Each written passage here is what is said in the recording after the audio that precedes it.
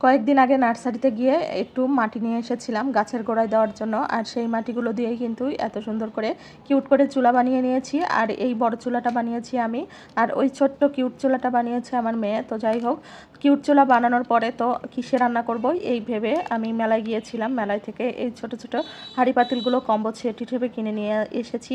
খুবই সস্তা ছিল আর আমি তো পেয়ে মহা খুশি। তো বাসায় নিয়ে আসার পরে চুলোর উপরে বসিয়ে দেখছিলাম হচ্ছে কিনা। তো অনেক সুন্দর লেগেছে। তো যাই হোক, ওটাতেও কিন্তু রান্না করেছিলাম। আর এখানে একটা আপু আমার একটা প্লেট বানানো দেখে কমেন্ট করেছিল যে একটা টিস্যু পেপার অথবা কাপড় দিয়ে নিতা, তাহলে এই মাটির জিনিসটা কড়াই থেকে সুন্দরভাবে উঠে আসবে। তো যাই হোক, সেটা করছিলাম না ওই ভিডিওতে, এই কারণে কিন্তু উঠানোর সময় সেই প্লেটটা ভেঙে গিয়েছিল। আজকে কিন্তু তা করিনি। ওই আপুর কমেন্ট অনুযায়ী কিন্তু আমি আজকে একটা টিস্যু পেপার মানে টিস্যু ব্যাগ বিছিয়ে দিয়েছি। তারপরে এরকম কিউট চুলা বানিয়ে নিয়েছিলাম। একদিন পরে এই চুলাটার এই অবস্থা। তারপরে সাইড থেকে মাটিগুলো, বাড়তি মাটিগুলো চেঁচে ফেলে দিয়ে আর একটু সাইজ করে নিয়েছিলাম। তার উপরে একটু মাটির প্রলেপ লাগিয়ে দিচ্ছি আর মাটিটা গুলিয়ে নিয়ে তারপরে যেখানে যেখানে গর্ত হয়েছিল সেখানে সেখানে এরকম করে লেপে দিচ্ছিলাম। আর এই চুলাটা শুকানোর পরে অনেক বেশি সুন্দর হয়েছিল আর দেখতে পদ্ম ফুলের মতো কিছুটা। তো যাই হোক, হালকা শুকানোর পরেই কিন্তু আমি জালটা ধরিয়ে দিয়েছি। দেখে তো বুঝতেই পারছেন কি সুন্দর জাল জ্বলছে। তো যাই হোক, আজকে কিন্তু ভাত রান্না বসিয়ে দিয়েছি আর অনেক সুন্দর জালে এই একটা দুইটা খড়ি দিয়েই কিন্তু আমার ভাত রান্না হয়েছে।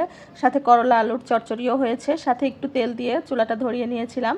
আর দেখেন ভাতটা অলরেডি বলকও চলে এসেছে। আরও একটা চুলা বানিয়ে নিয়েছিলাম কিছুদিন আগে, সেটাও কিন্তু আছে। এখানে মোট 3টা চুলা আছে। এই পাশেই ছোট্ট কিউট চুলাটা আমার মেয়ে বানিয়েছে আর 2টা আমি বানিয়েছি। আর এদিক থেকে আমার মেয়ে আলু আর করলা কুচি করে নিচ্ছিল আর সেগুলোই ধুয়ে রান্না বসিয়ে দেবো, করলা আলুর চচ্চড়ি। তো যাই হোক, জালটা কিন্তু অনেক সুন্দর জ্বলেছে। পাশের চুলোর উপর যে খালি ছোট্ট পাতিলটা আছে ওটাতেই প্রথমে ভাতটা বসিয়ে দিয়েছিলাম, কিন্তু চালটা একটু বেশি পরিমাণে হয়ে গিয়েছিল, এই কারণে উতলিয়ে পড়ে যাচ্ছিল। এই জন্য কিন্তু অন্য একটা পাতিলে ভাত রান্না করে ফেলেছি। এই যে এই পাতিলে একটা ডিস্কো পাতিলের মতো, তো সেখানেই ভাতটা বসিয়ে রান্না করে ফেলেছি, একদম বসা ভাত। আর এদিক থেকে কিন্তু করলা আলুর চচ্চড়িটা বসিয়ে দিচ্ছি।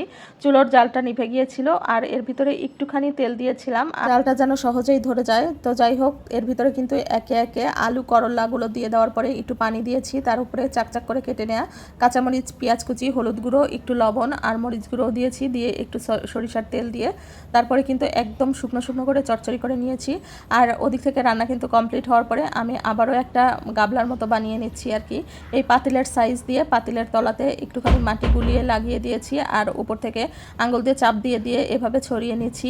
আর হালকা শুকানোর পরে এই পাতিলটা কিন্তু পারফেক্টভাবে হয়ে যাবে। সুন্দর একটা ছাঁচের কাজ করেছে কিন্তু আমার এই হাঁড়িটা। আর এই হাঁড়িটা কিন্তু অনেক সুন্দর কিউট ছিল।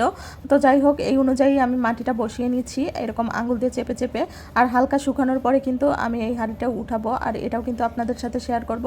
আর হাঁড়িটা কিন্তু অনেক সুন্দর হয়েছিল, কড়াই বানানোর চেষ্টা করছিলাম এটা।